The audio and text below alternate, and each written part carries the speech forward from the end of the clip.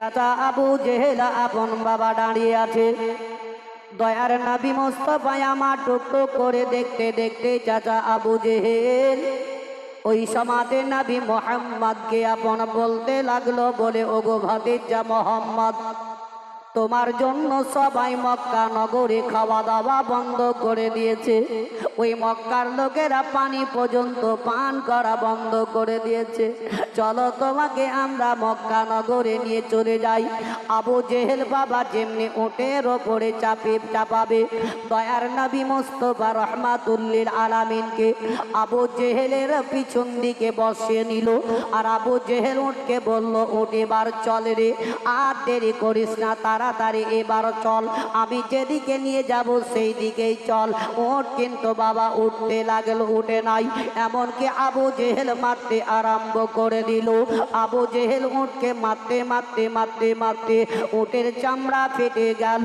ওই সময়তে উট আপন আসমানের দিকে মুখটা ছেড়ে আল্লাহর দরবারে বলতে লাগলো, ওগো আল্লাহ, ওগো পাক পরওয়ারদিগারে আলাম, একবার তুমি মানুষের ন্যায় আমার জবানটা খুলে দাও, যাতে তোমার বিশ্বের নবী ওই রহমাতুল্লিল আলামিনের কথাটা আমি আবু জেহেলকে বলতে পারি। এই বাচ্চাটা এমন কেউ নয়, ইনি হচ্ছেন রহমাতুল্লিল আলামিন আল্লাহ তাবারক ওয়া তাআলা। ওই উটের জবানটা যেমনি খুলে দিল, উটের দুই চোখ দিয়ে পানি ঝরঝর করে ঝরতেছিল। উট পিছন দিকে মুখটা মোড়ে নিয়ে আবু জেহেলের দিকে তাকে তাকে বলতে লাগলো, বলে আবু জেহেলে রে, আমায় যত মারবি মার না কেন, আমার যদি গর্দনটা ছাঁটাই করে দিস তবু আমি এক কদম আগে দিকে যাব না। আবু জেহেল বলল, গুড রে, কেন তুই এক কদম আগে দিকে যাবি না, কারণটাকে বল। ওই সমাতে উঠ কেঁদে কেঁদে বলতে লাগলো, ওরে আবু জেহেল রে, তোর পিছনে যে বাচ্চাটাকে বসিয়েছে ওই বাচ্চাটা এমন কেউ নয়, উনি হচ্ছেন রহমাতুল্লিল আলামিন ইমামুল আম্বিয়া।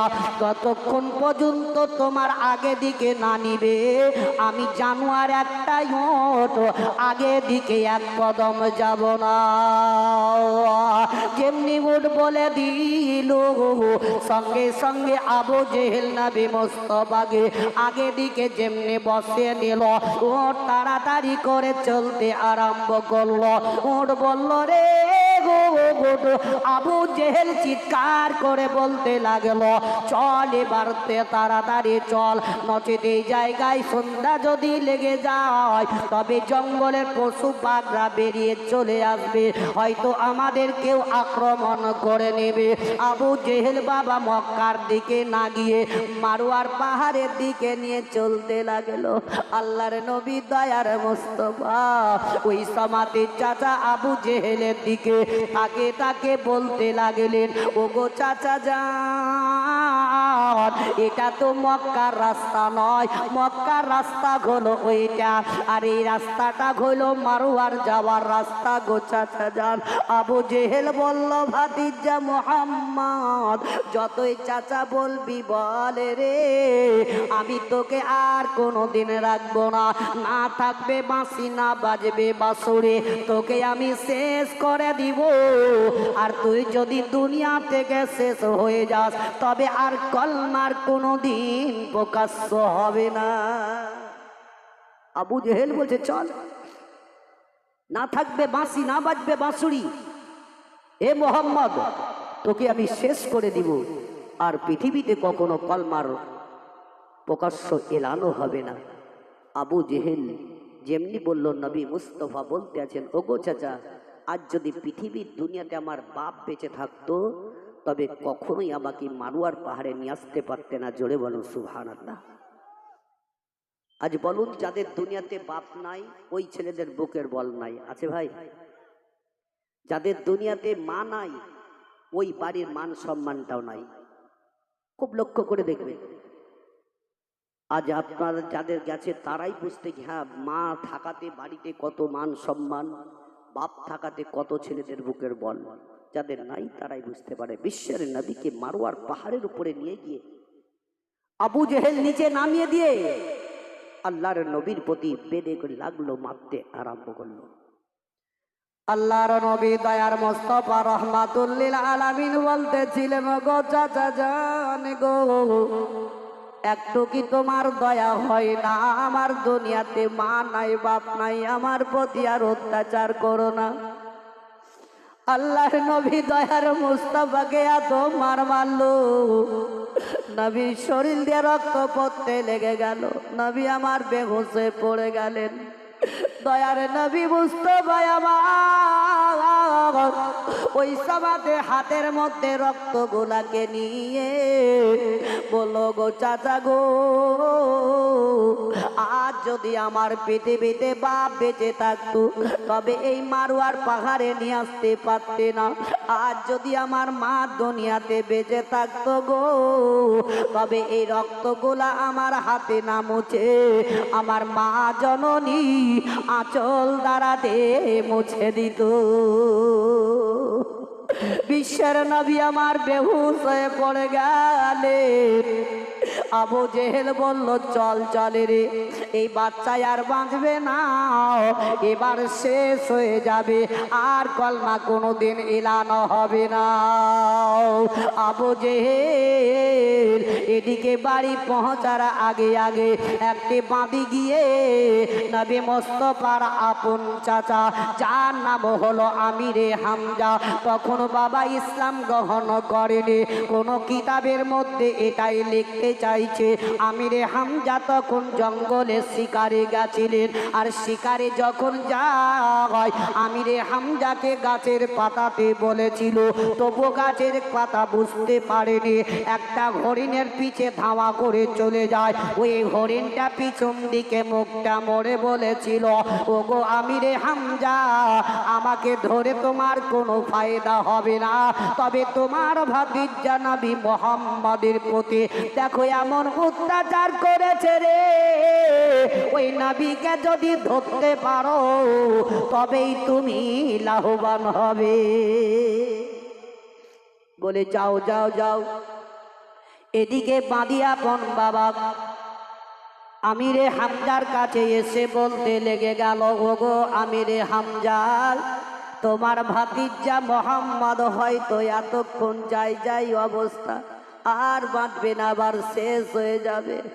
আমিরে হামজা ওই সমাতে ওয়াদা করে নিল, বলে আমি যতক্ষণ পর্যন্ত যে আমার ভাতিজা মোহাম্মদের প্রতি অত্যাচার করেছে, আমি তার শরীরে রক্তপাত না করা পর্যন্ত আমি কিছুই আহার করব না। আমার ভাতিজা মোহাম্মদকে আমি যতক্ষণ পর্যন্ত খুশি না করব, আমি এক ঘট পানি পর্যন্ত পান করব না। আমিরে হামজা বীর পালোয়ান শক্তিশালী ছিলেন, তিনিও আপন হাতের মধ্যে বেদখানা নিয়ে আবু জেহেলের বাড়ির দিকে রওনা হয়ে গেল। ওই সমাধি আবু জেহেলের লোকেরা আমিরে হামজাকে দেখার পরে তারা তলোয়ার নিয়ে মারার জন্য ধাওয়া করতে লেগে গেল। আমিরে হামজা একটা ইলান করে বলেছিল, বলে শোন শোন রে, তোদের বিবিকে যদি বেওয়া করার ইচ্ছায় আছে রে, যদি তোদের বিবির হাতের চুড়ি ভাঙার ইচ্ছায় আছে, তবে আমার সঙ্গে তোরা মোকাবেলা দিতে আয়। আমার ভাতিজা মোহাম্মদের প্রতি যারা অত্যাচার করেছে আমি তাদের একটাকেও আমি ছাড়ব না। তখনই আবু জেহেল বলল, তোমরা দাঁড়িয়ে যাও, আমার ভাই আমিরে হামজার সঙ্গে আমি তার সঙ্গে মোকাবেলা করব।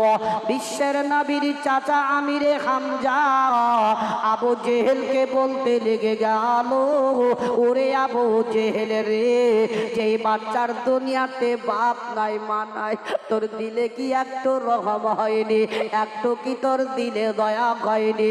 তার প্রতি এইভাবে অত্যাচার করেছি রে, আমিও তোকে তোর শরীরে রক্তপাত না করা পর্যন্ত আমি কিছুই আহার করব না। আমিরে হামজা আবু আবু জেহেলের সঙ্গে লড়াই করতে করতে করতে করতে করতে আবু জেহেলকে এত মার মারল, তার শরীর দিয়ে রক্ত গড়তে লেগে গেল, এমনকি আবু জেহেল বেহুশ হয়ে পড়ে গেল। আমিরে হামজা মক্কা থেকে বাইরে যখন চলে, ওই সমাতে মক্কার লোকেরা রাস্তাতে আমিরে হামজাকে দেখা মাত্রে সবাই ভয়ে ভয়ে ভয়ে ভয়ে পালিয়ে যায়। তার চেহারার আকৃতি দেখে, তার জালালি মেজাজ দেখে সবাই ভয়ে পালিয়ে যায়। ওই আমিরে হামজা মক্কার বাইরে পাহাড় পর্বত দিয়ে যখন চলতে আরম্ভ করে দিল, আমিরে হামজার জালালি দেখে পাহাড় পর্বত পর্যন্ত থরথর করে কেঁপেছিল। এত বীর পালোয়ান, এত জালালি এসেছিল।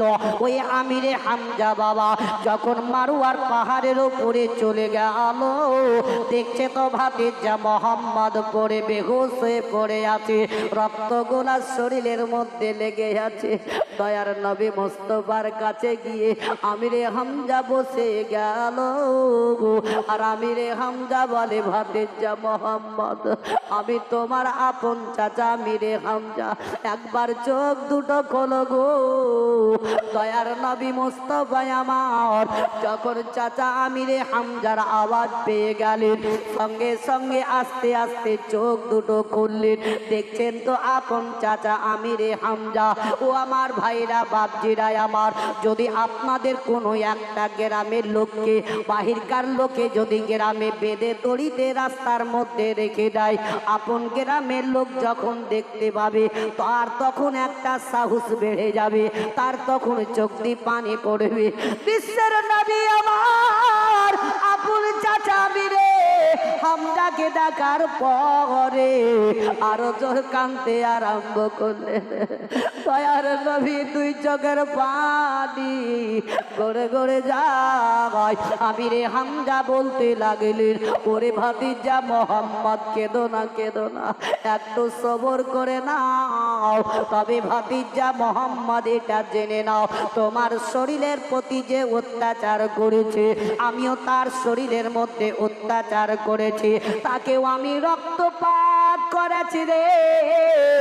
নবী আমার বললেন, গো চাচা জান গো, কেন আপনি ওই বদলাটা নিয়েছেন বলুন না কেন? যেহেতু আল্লাহ রাব্বুল ইজ্জত আমাকে পাঠিয়েছেন একমাত্র রহমাতুল লিল আলামিন করে, কাউরির বদলা নেওয়ার জন্য পাঠায়নি। আমিরে হামজা বলতে লেগে গেল, বলে, ভাতিজা মোহাম্মদ শোনো গো, আমি ওয়াদা করেছি যে আমি যতক্ষণ পর্যন্ত তার শরীরে রক্তপাত আমি না করব, আমি কিছুই আহার করব না। আমি বলেছি গো ভাতিজা মোহাম্মদ, তোমাকে খুশি না করা পর্যন্ত আমি এক ঘট পানি পর্যন্ত পান করব না। তবে মোহাম্মদ বলো, আমি যে তার প্রতি অত্যাচার করেছি, তবে তুমি কি খুশি হও নাই? নবী আমার বললেন, না না না, আমি তা আপনার প্রতি খুশি হই না। কেন আপনি সেই বদলাটা নিয়ে আসলেন বলুন না কেন? আমিরে হামজা বলতে লাগলো, ওগো ভাতিজা মোহাম্মদ বলো, তবে এমন কি কাজ করতে গেলে পরে তুমি আমার প্রতি খুশি হয়ে যাবে? বিশ্বের নবী আমার বললেন, চাচা যদি এই মুহূর্তে কলমাটা পড়ে আপনি যদি ঈমান নিয়ে আসেন, তবে আমি খুশি হয়ে যাব। একটু জোরে বলো। মনে হয় কি ঠান্ডা মান্ডা লেগেছে, মনে একটু চাটা খাওয়াতে হবে মনে হয়, নাকি গো? তবে ভাইরা আমার, বাপজিরা আমার, আমিরে হামজা ওই সমাজে বিশ্বের নবীর কাছে পড়েছিলেন, জোরে জোরে জিজ্ঞাসা করো, লা ইলাহা, পড়ো লা ইলাহা, লা ইলাহা ইল্লাল্লাহু মুহাম্মাদুর রাসূলুল্লাহ সাল্লাল্লাহু তাআলা আলাইহি ওয়াসাল্লাম। আল্লাহুম্মা সাল্লি আলা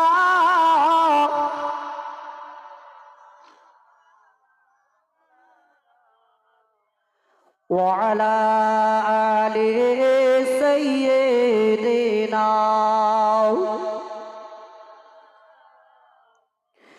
জানতে বড় ওই ইচ্ছা করে আমার হে গো, জানতে বড় ওই ইচ্ছা করে আমার হে গো। তুমি যখন এলে ও গো মায়ামিনার কোলে, তুমি যখন এলে ও গো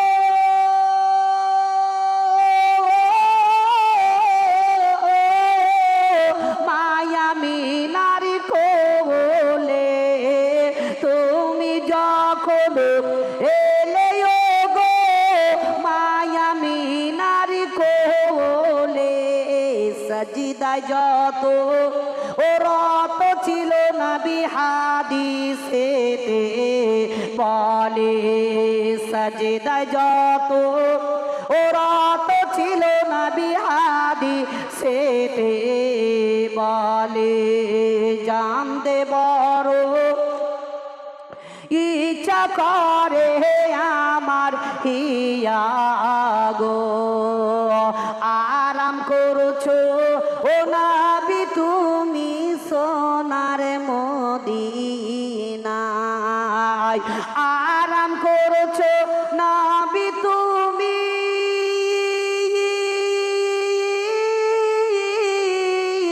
সোনার মদিনায়। টাকা নাই মোর পয়সা নাই মোর যাইব কেমন করে, টাকা নাই মোর পয়সা নাই মোর যাইব কেমন করে।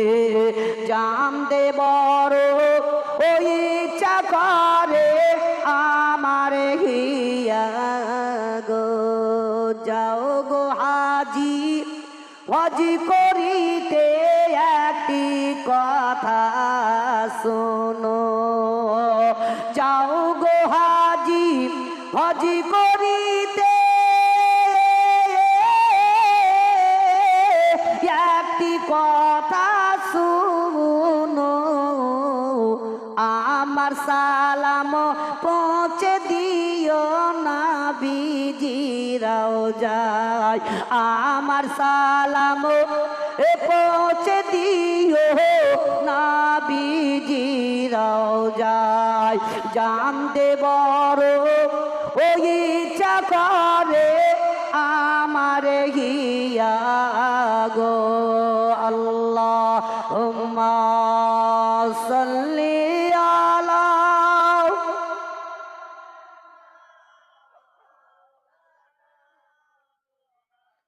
ওয়া আলা আলিহি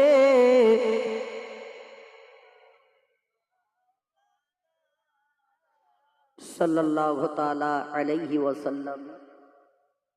একটা কথা মনে পড়ে গেল ভাই, জীবনে তো নিয়ে যাব, তবে কথাটা হচ্ছে এটাই, মানুষ জিদে জিদে বহুত কিছু করে দেয়, করে না? জিদে জিদে এক নাম্বার দেখবেন কেউ গলায় ফাঁসি দেয়, 2 নাম্বার কেউ বিষ খায়, 3 নাম্বার দেখবেন কাছে যদি রেল থাকে তো মাথা দিয়ে শেষ হয়, তাই না?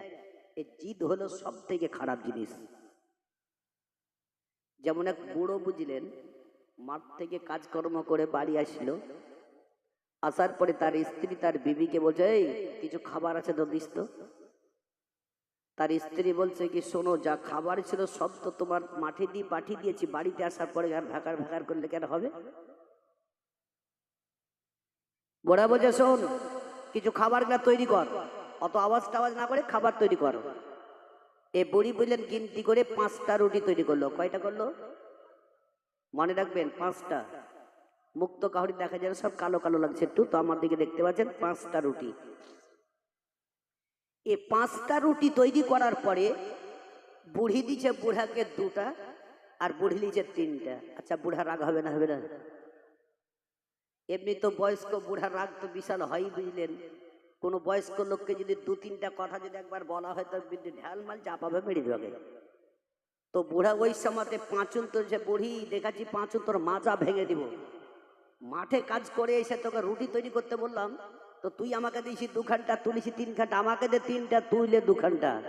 বুড়ি বলছে তুমি মাঠে কাজ করলে তো কি হলো, আমিও তো বাড়িতে কাজ করেছি, আমি 3 ঘন্টা নেবো, তুমি 2 ঘন্টা নাও। বুড়া বলছেন আমি নেবো 3 ঘন্টা, তুলে 2 ঘন্টা। এরা 10 লাগিয়ে গেল ঝগড়া। এইরকম করতে করতে বুড়ি চট করে বলছে বুড়াদের একটা কথা শোনো। বলছে কি? এই দেখো এই রুটি থাকলো, আগে যে কথা বলবে তার একটা রুটি কমবে। বিছখানটায় রুটি রেখেছে, বুড়ি এক কোনার বুড়া এক কোনায়। বুড়া একবার টুকটুক করে রুটিকে দেখে, একবার বুড়িকে দেখে, আর মনে মনে বুড়ি তুই যদি কথা না বলিস আমি বলবো না, কিন্তু রুটি কমতে দেবো না। বুড়িও মনে মনে চিন্তা করে বুড়া তুমি যদি কথা না বলো আমিও বলবো না, কিন্তু রুটি আমি কমতে দেবো না। এই জিদ করে নিয়ে এরা দেখা দেখি করে, আর ভোকে পেট খালি হাওড়া দিল্লি করে, বুঝলেন। সারা সারা রাত কেটে গেল। বুড়া বুড়ির একটা অভ্যাস ছিল, ফজরের টাইমে পাড়া পড়শির লোককে চেতন করে দিত চেঁচিয়ে। কিন্তু সেই দিন কিন্তু বেলা 8টা বেজে গেল, তবু কিন্তু আওয়াজি বুড়া বুড়ির নাই। পাড়া পড়শির লোক ভাবছে হায় রে বুড়া বুড়ি মরে গেল নাকি। অটোমেটিক ভাববেই। যদি আপনাদের আমাদের গ্রামের মসজিদের ইমাম সাহেব যদি বুঝলেন ফজরের বেলাতে উঠে নামাজ না পড়ায়, ঘুমিয়ে আছে ধরেন ঘরের ভিতরে, বেলা 10টা বেজে গেল তবু উঠছে না, তো লোক পাড়ার লোক কি বলবে, হ্যাঁ মরবি মরে গেল নাকি, বলবে না ভাই? এরকম অটোমেটিক একটা ভাববেই। ভাঙ দরজা। এবার বাইরে বুঝলেন সবাই গবেষণা করছে, গায়ে বুড়া বুড়ি একসাথে মরে গেল নাকি, তাদের আওয়াজ টাওয়াজ কিছু পাওয়া যায় না। তো কেউ কেউ বলছে ভিতরে একবার ঢুকে দেন। তো বুড়াবার বলছে মনে মনে বলছে বুড়াবার ব্যাপার খুব খারাপ, চোখ যদি খোলা থাকে হয়তো শরীরে হাত দিবে, শরীরে হাত দিলে তো একটা রুটি কমবে। তো বুড়া মানে ওদের আস্তে আস্তে চোখকে বন্ধ করে বসে গেছে, রুটি কমতে দিবে না। কেমন জিদ দেখলেন। বুড়ি মনে মনে বলছে বুড়া তুমি যদি পারো তো আমি কেন পারবো না, আমিও চোখ বন্ধ করবো, কিন্তু রুটি কমতে দিব না। ও চোখ বন্ধ করেছে, বুড়ার নাকে হাত দিয়েছে, তো নিঃশ্বাস বন্ধ করে বসে আছে। তো বলছে কে রে বুড়া মারা গেছে, বুড়ার নিঃশ্বাস শেষ। বলছে বুড়ি কেউ দেখ, বুড়ি মনে মনে হচ্ছে বুড়া তুমি যদি পারো তো আমি কেন পারবো না, কিন্তু আমি রুটি কমতে দিব না। ও নিঃশ্বাস বন্ধ করেছে, বুঝলেন। এমনকি এলান হলো বুড়া বুড়ি মারা গেছে, জোহরের নামাজ পড়ে মাটি হবে, কিন্তু এরা মরেনি, জীবিতই আছে। কেমন জিদ দেখেন। এরা বলছে যাই যাব কবরে, কিন্তু রুটি কমতে দেব না। কেমন জিদ ধরে দেখলেন। এবার তাদের কবর খোদা হলো, বাঁশ কাটা হলো, এমনকি বাজার থেকে কাপড় নিয়ে এসে বুড়া বুড়িকে গোসল দিতে যাচ্ছে, তবুও মনে মনে বলছে বুড়া যাই যাব কবর, কিন্তু আমি রুটি কমতে দিব না। বুড়াও বলে বুড়ি যাই যাব কবর, কিন্তু আমি রুটি 3টাই নিব। এদেরকে গোসল দিয়ে বুঝলে কাপড় পরে কবরস্থানে নিয়ে গেল। কেউ কেউ বলছে বুড়াকে আগে দিবি না বুড়িকে আগে দিবি। এর মধ্যে বহুত রকমের মানুষ তো থাকে যে জায়গাতে। কেউ কেউ বলছে এক কাজ কর, মেয়েটাকে পরে দিস, বুড়াটাকে আগে দে। তখন বুড়া মুহূর্তের ভিতর বলছে বুড়ি এবার ব্যাপার খুব খারাপ, তুই থাকবি এবার আমি যাব। আচ্ছা বলেন তো ওপর থেকে কবরে কয়টা লোকে নামাই? ভালো করে লক্ষ্য করেন। 3 জন নামাই, নিচে 2 জন ধরে, তাহলে কয়টা লোক হইলো? রুটি ছিল কটা? 5টাই ছিল। এরা যখন নামিয়ে দিয়েছে বুঝলেন, আর মৃত্যু ব্যক্তিকে যখন নামাই তো প্রত্যেকটা মৃত্যু ব্যক্তির মুখের কাপড় খুলে একটু কাবার দিকে ঘুরাই, ঠিক আছে, ঘোরাই।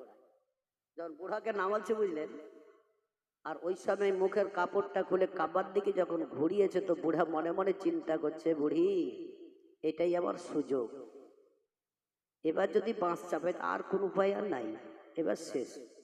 আচ্ছা হঠাৎ করে যদি কোনো মরা মানুষ কথা বলে তো লোক থাকবে? ওই সময় চট করেছে বুড়ি তুই 3টাই দিস, আমাকে 2টাই দিস। তো ওপরে যে 3 জনা ছিল মনে করছে বুড়িকে ধরতে বলেছে, তো ওরা ছুটি পেল, এরাও কবর থেকে বুড়ি লাগলো ছুটতে। তো জিদে জিদে কোথায় তার কোন গেল? কবরে গেল, তাই না? সেরকম আপনাদের আমাদের অবস্থা ভাই, জিদ ধরে আছি আমরা। মৌলবীকে নিয়ে এসছি, মৌলবী দরুদ পড়বে, মৌলবী বকবে, আমরা কেন বলবো? এরকম জিদ ধরে না থেকে একবার আখিরাতকে চিন্তা করুন, জাহান্নামের আগুনকে স্মরণ করুন, কবরকে ইয়াদ করুন, পরিবর্তন হন। দুনিয়াটা কদিনকার, আজ আছি কাল নাই। কোরআন বলছে কুল্লু নাফসিন যায়কাতুল মউত, প্রত্যেকটি নফসকে মৌতের স্বাদ চাখতে হবে। আজ আমাদের রক্তের গরম, টাকা পয়সার গরম বলে আমরা অহংকারী দেখিয়ে বেড়াই না। যেদিন 3.5 হাত জাগাতে যাবে সেই দিন বুঝতে পারে কি কবরে আসার পরে কি অবস্থা হলো আমার। আজকে আমরা নামাজ পড়ি, কপালকে ঘিসতে ঘিসতে কালো করে দিছি, লোককে দেখাই কি দেখো আমি কত নামাজি। এমন কোনো ব্যক্তি নাই কেন করে সার্টিফিকেট লিখে দিতে পারে কি নামাজ পড়লেই সেই ব্যক্তি জান্নাতে যাবে? বলতে পারবে? কেউ পারবে না বলতে। আল্লাহ রাব্বুল ইজ্জত হাসরের ময়দানে যেদিন বিচার হয়ে বিচার করবেন, সেই দিন যদি বলে কি হে বান্দা তুমি ইবাদত করেছো এটা ঠিক, কিন্তু তোমার ইবাদতের মধ্যে কমতি আছে, তোমার ইবাদত নেওয়া হবে না। যদি আল্লাহ একবার বলে দেয় তার স্থানটা কোথায় হবে? জাহান্নামে হবে। তাহলে ভেবে চিন্তে দেখুন, আজকে আমরা